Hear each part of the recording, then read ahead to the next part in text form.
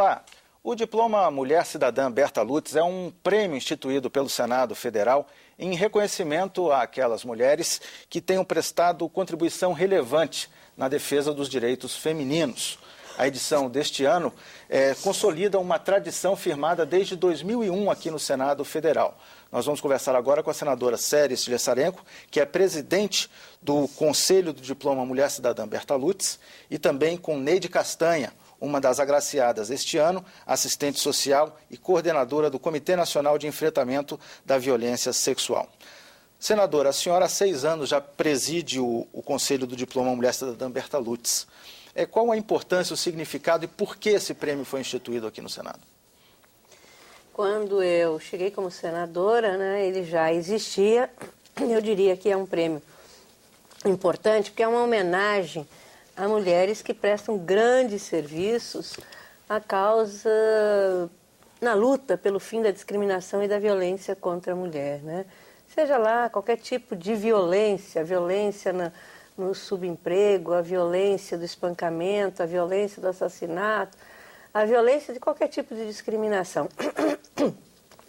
E a partir do momento que eu cheguei no Senado, eu fui eleita presidente deste conselho, e de lá até hoje eu permaneço. Agora nós devemos eleger uma nova presidente. É importante porque dá visibilidade, eu diria que é um momento que a gente consegue dar visibilidade à luta de tantas mulheres. Claro que as 5 que são homenageadas em cada ano, elas apenas representam, o que é muita coisa, não apenas representam a luta de tantas outras mulheres. Nós recebemos dezenas e dezenas de currículos. É dificílimo a gente, os 9 senadores e senadoras do Conselho, conseguirem selecionar as 5. Esse ano, me parece, foram 55 concorrentes, Sim, quer dizer, para você tirar de 55, porque elas são indicadas por instituições, por organizações da sociedade. Não são elas que se autoindicam. Então, cada uma traz um peso grande junto com o seu currículo para ser avaliado. Então, é muito difícil essa avaliação. Mas cada senador tem o direito de votar em 5 e aí depois, somando todas essas votações, a gente consegue tirar as 5 mais votadas. Mas isso não significa que as outras 50, vamos dizer assim, que foram encaminhadas não tenham um significado de extrema relevância de luta na sociedade brasileira, assim como todas as mulheres. Que aquela mulher da camada popular que levanta às 4 horas da manhã para fazer a boia fria para o seu companheiro, para ir trabalhar na construção civil, e aquelas que não têm o companheiro, que criam seus filhos sozinhas, para deixar comida para as crianças na hora que voltam da escola, para os adolescentes, para elas saírem para o trabalho. Às vezes elas almoçam em pé e voltam, saem do trabalho às 6, 7 da noite, para chegar em casa, vão chegar às 10 horas da noite, para ainda desempenhar várias funções. Essas mulheres são bravas lutadoras, são mulheres que também devem se sentir homenageadas por essas 5 mulheres que o Senado homenageia em cada ano. São todas, sem dúvida, heroínas anônimas do nosso cotidiano. Com certeza. Dona Neide Castanha, assistente social desde 1973, na defesa dos direitos humanos. Como é que agora, em 2009, a senhora recebe esse prêmio? Primeiro, com muita honra, sem dúvida, mas eu quero concordar com a senadora que eu apenas vou representar as inúmeras mulheres que vêm nos acompanhando nessa luta por todo esse tempo. Quem está sendo premiado é uma luta por direitos humanos femininos. Mas também com um pouco de surpresa dentro disso, uma surpresa agradável, porque eu acho que o Berta Lutz inova, o Senado sai na frente, mostrando uma coisa importantíssima, que é a universalidade de gênero. Não tem idade para você incorporar de que a autonomia, a liberdade e a cidadania começa desde o nascer. E às vezes quando a gente fala do direito das mulheres, parece que tem uma idade para a gente começar a ter os direitos. Então, dar este prêmio à nossa luta por direitos de meninas, de crianças e adolescentes a desenvolver a sua sexualidade de forma saudável, livres do abuso e da violência, para a gente elevar essa luta ao patamar político que ela merece para ter visibilidade e legitimidade na questão de gênero. Acho que isso é que trouxe uma inovação que, para nós tem uma representatividade enorme. Com certeza, o nosso posicionamento dentro dos movimentos sociais, o nosso posicionamento dentro das políticas públicas e dentro da política terá mais voz, terá mais uma incorporação de um dos poderes da República, reconhecer a dimensão de gênero no componente da liberdade e autonomia para meninas ou crianças e adolescentes. Então, é com esse orgulho da luta que a gente aqui representa esse exército de mulheres que vem na luta pelos direitos femininos. Dona Neide, se a senadora permitir, vamos falar um pouquinho sobre o trabalho realizado pelo Comitê Nacional de Enfrentamento da Violência Sexual? Pois é, e o trabalho do comitê, na verdade, ele nasce no parlamento, numa luta conjunta de Senado e Câmara, quando institui a Frente Parlamentar pelos Direitos da Criança e logo incorpora o combate à violência sexual como uma pauta prioritária. Não é à toa que este Congresso já tem nos dado 2 oportunidades em CPIs para a investigação desse tipo abominável de crime, mas, sobretudo, dessa violência contundente contra a criança e adolescente. E aí, então, em 2000, surge uma necessidade dessa articulação de criar uma instância nacional que fosse capaz de agregar os esforços da sociedade civil, agregar os componentes do movimento social, mas também os esforços dos poderes públicos enquanto política de enfrentamento, reformas de leis, que pudessem nos levar a um patamar mais civilizatório para esse combate. Então, o comitê hoje presta esse papel de monitorar que ações estão se fazendo valer para garantir direitos de criança e adolescente contra a violência sexual e também poder estar trazendo na pauta o combate à impunidade. Né? O combate à impunidade. Não é uma instância de denuncismo, é uma instância de anúncio, uma instância proativa, que realmente podemos dizer, chegar um dia e dizer que nossa sociedade é capaz de proteger crianças e de livrá-las de uma sexualidade abusiva, né? Mas não esquecer que a civilidade vai requerer o combate à impunidade e à corrupção. Então, este é a feição do comitê que vemos e o qual eu coordeno também desde o ano de 2000.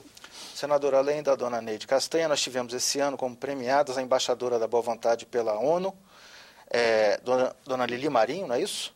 A juíza Sônia Maria Amaral Fernandes Ribeiro, a atriz e poeta Elisa Lucinda Campos Gomes, e quem mais? Teve mais uma? Cleia Ana Maria Carpe da Rocha, né? Que é secretária-geral do Conselho da OAB. Além disso, tivemos uma homenagem póstuma à dona Ruth Cardoso.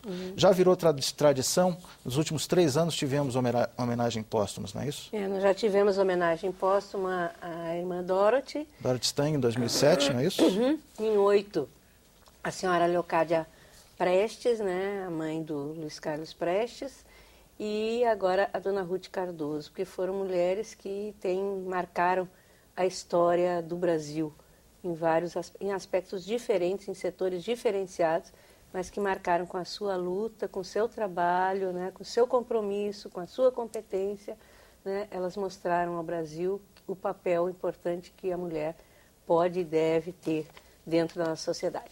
A gente diz sempre que essa luta ela é difícil, eu acho que essas questões que a Neide coloca aqui é um trabalho ímpar realmente, grandioso com certeza, bem concreto.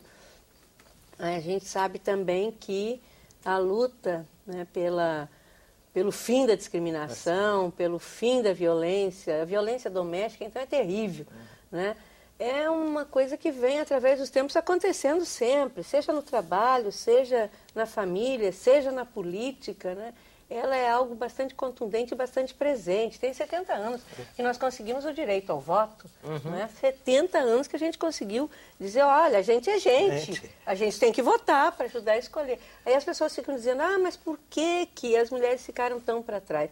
Se a gente não tinha direito ao voto, se a gente não tinha direito a trabalhar fora, se a gente não tinha direito a estudar. No começo do século passado, Berta Lutz e a Queiroz, que foi a primeira deputada, né, constituinte na década de 30, né, elas realmente batalhavam pelas ruas do Brasil para a gente ter direito a estudar.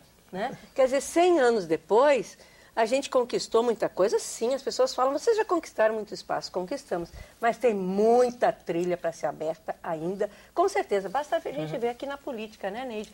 Quantas mulheres nós somos na Câmara, quantas mulheres nós somos aqui no Senado. Você vê, até hoje nós não conseguimos um espaço na mesa diretora da Câmara Federal. Deste país não tem uma mulher. Quer dizer, isso é muito sério. E lá tem mulheres batalhadoras. Isso é uma importância significativa quando a gente diz assim, olha, a mulher comum, as heroínas do dia, o campo doméstico como num campo não confortável, propício à violência, e elas estão ali lutando no dia a dia para sair daquela opressão, para encontrar a autonomia, o caminho da liberdade. Mas o importante desse debate no campo de um dos poderes instituídos, no campo do Congresso Nacional, do Senado em câmaras, ou senadora, é colocar o teor político dessa questão. Não é uma situação individualizada. Quando a mulher é espancada em casa, não é ela que está sendo espancada tão somente. É uma sociedade que não está dando conta de superar suas perversidades. Uma sociedade que permite ainda isso. Eu digo sempre que tem aquele dito popular... E isso você só vai resolver tematizando isso no campo da política. Tem inclusive, aquele dito popular que diz, em briga de marido e mulher, ninguém mete colher. Todo mundo mete a colher, sim. É uma questão política. Não, nessa questão eu queria colocar para o debate aqui da gente a aplicabilidade da Lei Maria da Penha. Há notícias de que alguns estados, muitos municípios, não estão reconhecendo, não estão aplicando a Lei Maria da Penha ainda. Queria que a gente pudesse comentar isso. Essa questão é bastante complicada, né? Eu falo um pouquinho, aí a Neide fala. Ou você quer falar primeiro? Pode falar. Nós tivemos, desde o bem comecinho da lei, quando ela foi sancionada pelo presidente Lula, né, é uma lei que emergiu, não fomos nós aqui que inventamos, nós parlamentares, que da nossa cabeça, das senadoras e das deputadas, não, foi uma coisa do Congresso Nacional do nosso país, homens e mulheres do Senado e da Câmara que fizeram essa lei. Mas fizeram muito e com grande contribuição do movimento de mulheres, do movimento organizado desse país. Né? Quando o presidente Lula assumiu a presidência e criou a Secretaria, né, Nacional de Políticas Públicas para Mulheres, com status de ministério, que nós temos essa nossa grande ministra Nilceia Freire, lá combativa, batalhadora e com um grupo realmente fantástico, e mulheres que batalham como Neide e tantas outras, né? Então, quando a Maria da Penha, a Lei Maria da Penha, ela emergiu de uma vontade da sociedade, a sociedade que veio para dentro do Congresso Nacional, principalmente as organizações de mulheres, trazendo, né, a necessidade, a força para nos ajudar para que a gente conseguisse aprovar essa lei. Tão logo ela seja sancionada pelo presidente Lula, começaram alguns estados, alguns tribunais de justiça, inclusive, querer dizer que era inconstitucional.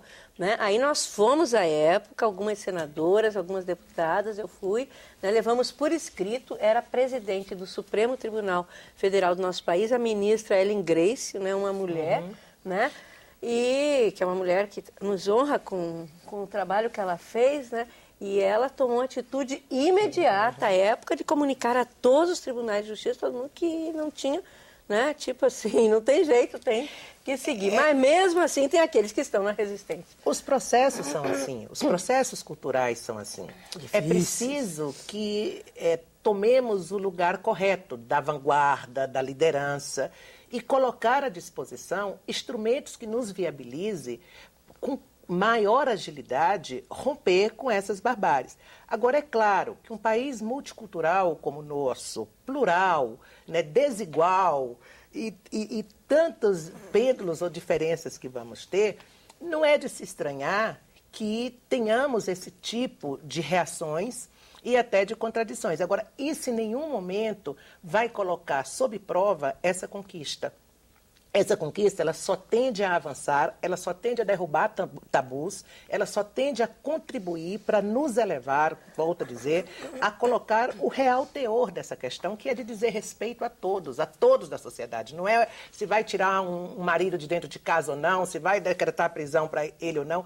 Enfim, e eu digo uma coisa, a nossa luta contra a impunidade, depois da Maria da Penha, para adolescentes, só que não é o Estatuto da Criança e Adolescente, mas aplicando um combinado de leis, já nos deu muito respiro de resolubilidade de casos concretos, de livrar meninas de situações opressoras de violência doméstica, de violência sexual e por aí afora. Eu acho que é um instrumento civilizado no qual vamos ter que enfrentar suas contradições. E bem forte. E forte. Eu coloquei essa questão porque é de se lamentar bastante que num Estado de direito como o nosso, uma lei federal ainda encontre tanta resistência para ser cumprida. Mas eu acho que isso que a Neide colocou e que eu também já tinha colocado, isso faz parte de um processo. As coisas não acontecem assim, plim, plim, e muda tudo, né? E muda tudo. A gente tem dificuldades mil, por exemplo. É claro que nós temos que saber quais são os grandes temas que desafiam a sociedade, né? E a gente sabe que, inegavelmente, discutir violência não é discutir a questão feminina. Agora, a condição feminina torna-se vulnerável. É um dos fatores. É um dos fatores com a questão da violência. Agora, veja bem, mas o que vai construindo as violências? Né? O que vai construindo? E a desigualdade de gênero, né, é fundante de construções de violência. E, nesse momento, a gente pensa que as coisas são isoladas. Olha, tal lei é uma coisa, tal lei é outra. E como a senadora disse, qual é o processo? Por exemplo, hoje, nós discutirmos para crianças e adolescentes uma reforma do Estatuto da Criança e Adolescente a partir de uma visão que seja a idade a formadora de violências, é de um equívoco enorme.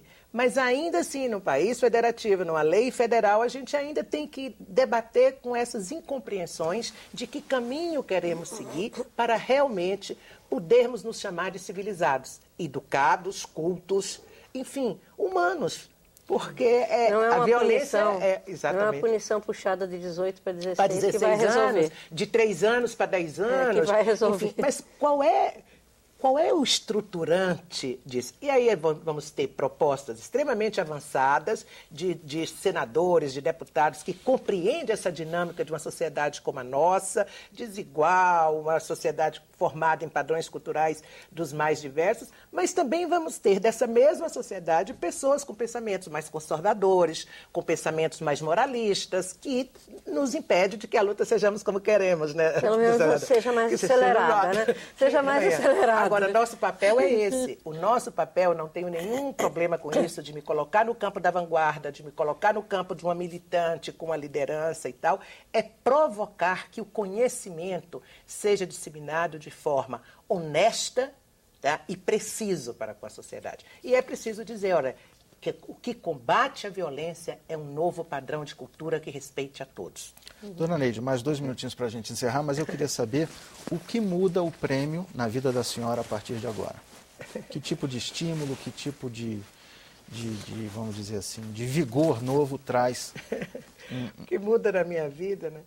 Vou ficar mais corajosa, vou ficar mais ousada, vou dizer, agora eu acho que eu vou acreditar mais no que eu estava falando, ou seja, posso ficar mais bocuda. Mas verdadeiramente, além da grande honra que isso nos traz, eu acho que para a nossa luta, essa visibilidade e essa legitimidade, tá, da identidade do gênero na luta por direitos de criança e adolescente. Senadora, para a gente encerrar, uma palavra da senhora às mulheres brasileiras, a senhora que tão bem as representa aqui no Parlamento. É dizer às companheiras, às mulheres e aos homens, né? Porque nós somos 52% da sociedade e os outros 48% são nossos filhos. São nossos filhos. E se a gente pensa em construir realmente uma sociedade melhor, uma sociedade mais justa, uma sociedade de direitos iguais, uma sociedade com solidariedade, com fraternidade, a gente tem que saber que a gente tem que respeitar uns aos outros e a gente tem que respeitar os direitos. Os direitos são absolutamente iguais. E como tais, a gente tem que ir construindo o tempo inteiro a busca dessa igualdade. Porque, infelizmente, parece em determinados momentos que a mulher foi, ou ainda é em muitas situações, um ser inferior, um ser que pode ser espancado, pode ser humilhado, pode ser até assassinado, né? Então, são questões que têm que ser superadas na nossa sociedade. É com essa expectativa que a gente vê mais um Dia Internacional da Mulher.